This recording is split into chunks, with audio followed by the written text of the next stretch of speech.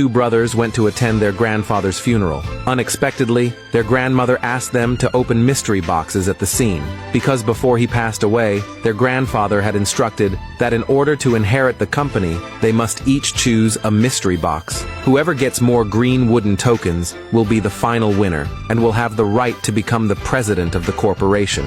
Although neither of them understood why their grandfather did this, they still wanted to become the company president, so each of them chose one of the mystery boxes. Before the game began, their grandmother said only one thing: often what determines victory or defeat lies outside the game itself. Just as she finished speaking, the cousin was the first to check his tokens. When he saw that all three were green, he secretly rejoiced, but the man just glanced at his tokens and hurriedly closed the box in panic. Seeing this, the cousin believed he was sure to win, so he placed his watch on the table, saying that if the man revealed green tokens, the watch would be his, but only if the man offered something of equal value as collateral. Hearing this, the man instantly got angry. He said the cousin was gambling, because their grandfather hated gambling most of all, but the cousin replied that this wasn't gambling, it was one of the rules outside the game, as their grandmother mentioned. He even mocked the man for being incompetent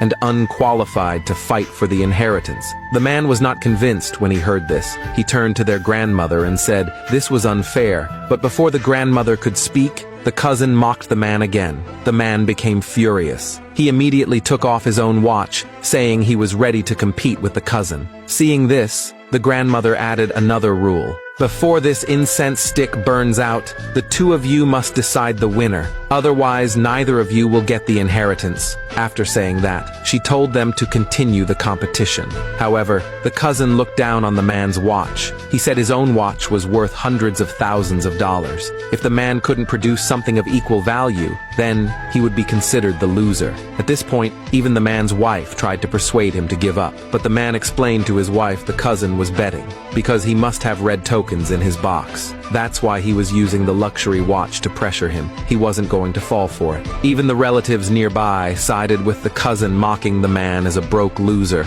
Even the uncle, who always cared for the man, told him to give up. After all, he couldn't win against the cousin. Looking at the cousin's arrogant face, the man refused to back down. He directly put up his only car as collateral. Then he urged the cousin, "Can we open the boxes now?" But the cousin wanted to defeat the man thoroughly and wasn't planning to let him off. He knew the man had limited assets, so he made another bet and had someone bring $1 million in cash. The man and his wife were dumbfounded when they saw this. Unexpectedly, the cousin's father stepped forward to object, saying that money was for a construction project and he didn't agree to let his son gamble with it. But the cousin was confident he would win and said it was just pocket change, telling his father not to worry. Then arrogantly asked the man, "Still going on?" It was only then that the man realized the cousin was setting a trap for him. He knew the man had no money and was forcing him into a corner. Seeing the man silent, the cousin told him to sign a waiver for the inheritance and kneel to apologize. Then he'd let him go. When the man refused, the cousin gave him no mercy. Even the relatives who liked to flatter the powerful told the man to kneel and apologize. Just as the man didn't know what to do, his wife directly put up the keys to their new house. The man immediately understood what his wife meant, but his mother stood up and objected. She didn't want her son to go on, but the man ignored his mother's objection and insisted on continuing. Even the grandmother couldn't stand watching anymore. If this went on, the man would lose everything.